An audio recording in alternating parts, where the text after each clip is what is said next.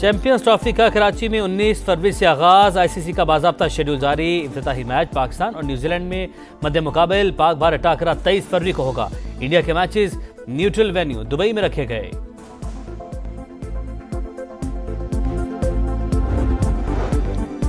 एटमी programme पर कोई समझौता नहीं किया जाएगा। हमारा न्यूक्लियर सिस्टम जारहियत नहीं, दिफा के लिए है। पाकिस्तानी कंपनीज पर हालिया पाबंदियां बिला जवाज हैं। वज़ीर-ए-आज़म शहबाज शरीफ का दुनिया को वाज़ेह पैगाम। कहा, जोहरी प्रोग्राम पर 24 करोड़ अवाम मुकम्मल यकसू और मुत्तहिद हैं। और आलमी बैंक ने पाकिस्तान के लिए $45 करोड़ कर्ज की मंजूरी दे दी। रकम Sindh flood emergency housing reconstruction project पर खर्च की जाएगी।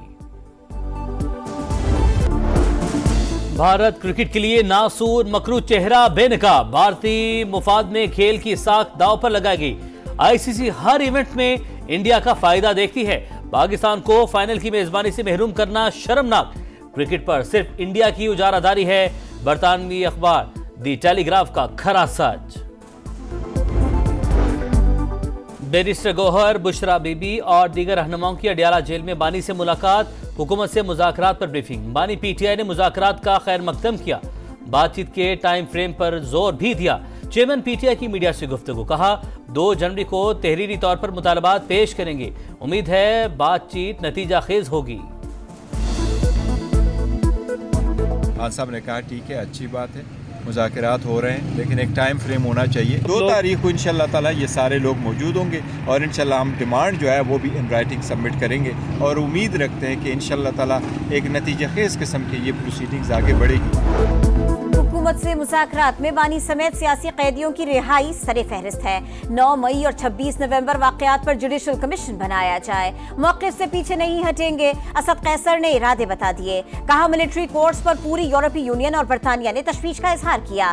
हमें भी तहफ़्फ़ुज़ात है। अपोजिशन लीडर उमर अयूब ने कहा, मजबूरी में मुज़ाकरात कर रहे हैं। आरिफ अलवी की जल्द तब्दीली आने की पेशगोई। कहा, मुल्की और बैनुल अक़वामी सतह पर सितारे हरकत में आ गए। इनके दिन गिने चुने रह गए।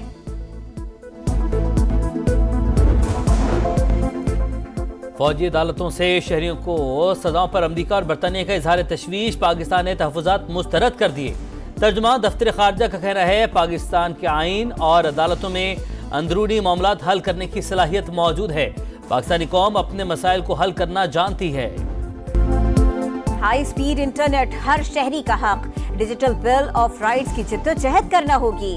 नौजवान तजवीज़ से इस्लामाबाद में बैठे बुजुर्ग आज तक पुराने मोबाइल पर टेक्स्ट कर रहे हैं। बिलावल भुट्टो का सखर में कॉन्वोकेशन से खिताब। कहा, मोटरवेज और ट्रेनें हमारे दौर के इंफ्रास्ट्रक्चर नहीं। माहौलियाती तब्दीलियों के खतरात से निपटने के लिए पूरे बजट को फाड़कर नया बजट बनाना पड़ेगा। सुस्त इंटरनेट से परेशान सार्फिन के लिए अच्छी खबर। दुनिया की सबसे तवील और तेज रफ्तार सबमरीन केबल पाकिस्तान पहुंच गई। 45,000 किलोमीटर तवील केबल को कुछ रोज में मुंसलिक कर दिया जाएगा। हुकाम के मुताबिक यूरोप, अफ्रीका और एशिया के 40 केबल लैंडिंग स्टेशन जोड़े जा रहे हैं।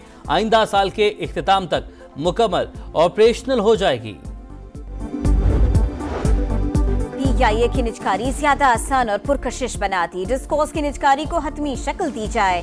वफाकी वजीर सरमायाकारी बोर्ड, मवासलात और निजकारी अब्दुल अलीम खान की हिदायत। प्राइवेटाइजेशन कमीशन के बोर्ड के इजलास से खिताब करते हुए कहा, निजकारी का तमाम तर अमल कवानीन के मुताबिक ही होगा। खिलाफ ज़ाबिता कुछ नहीं हो सकता।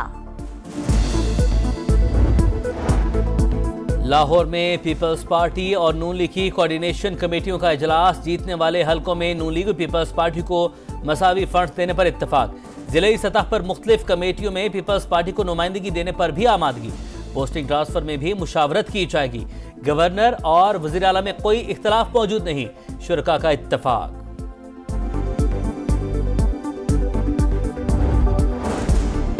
9 मई के मुल्जिमों को अपने किए की सजा मिलनी चाहिए। मिलिट्री कोर्ट्स पाकिस्तान का अंदरूनी मामला है। आरिफ अलवी जैसे लोग चाहते हैं बानी पीटीआई जेल में रहे। शर्जील इनाम मेवन की तनकीद। कहा, पीपल्स पार्टी शुरू से मुज़ाकरात की हामी थी। तहरीक इंसाफ की लीडरशिप अब लाइन पर आ गई। GHQ गेट हमला केस पे मजीद एक मुल्जिम पर फर्द जुर्म आयद। रावलपिंडी की इंसदाद दहशत गर्दी की अदालत ने साबिक MNA चौधरी बिलाल एजाज पर बजरिया प्लीडर फर्द जुर्म आयद कर दी। वफाकी काबीना का खुर्रम की सूरत हाल पर इजहार अफसोस। मरीजों की दीगर शहरों में मुंतकिली के लिए वजीर आजम का हेलीकॉप्टर मुख्तस। पारा चिनार में 2.5 माह से रास्तों की बंदिश। शहरियों का 5वें रोज भी धरना जारी। 2 रोज पहले लोअर खुर्रम में कत्ल किए गए 2 मुसाफिरों की नमाज जनाजा था। केपी हुकूमत अमन और अमान की बिगड़ती सूरत हाल की जिम्मेदार है। मजलिस वहदतुल मुस्लिमीन के रहनुमाओं का कहना है अली अमीन गंडापुर शहरियों की नस्ल कुशी पर जवाब दे हैं।